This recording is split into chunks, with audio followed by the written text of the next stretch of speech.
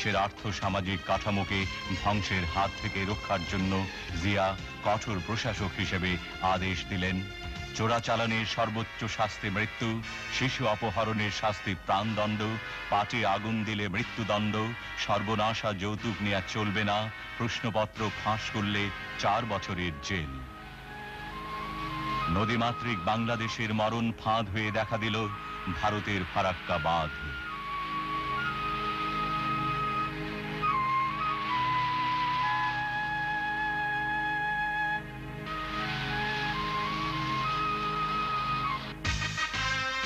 মাওলানা ভাসানী বিক্ষুব্ধ জনতার পক্ষে প্রতিবাদী হন সোচ্চার।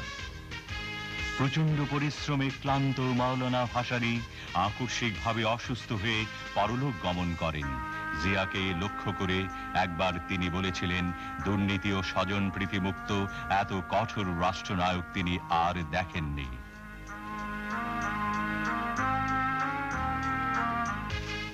দেশনায়কের সুখ ও স্বাচ্ছন্দ্য ত্যাগ করে জিয়া শক্ত কোদালকে হাতিয়ার মনে করে নেমে পড়লেন গ্রাম বাংলায়।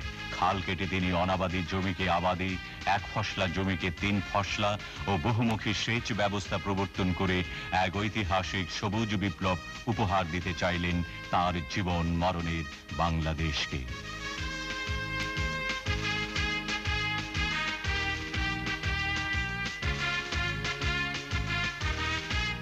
অসুস্থ রাষ্ট্রপতি সাইম পদত্যাগ করলে 77 সালের 21 এপ্রিল জিয়া গ্রহণ করলেন রাষ্ট্রপতির দায়িত্বভার। জাতির উদ্দেশ্যে তিনি বলেন, বিসমিল্লাহির রহমানির রহিম।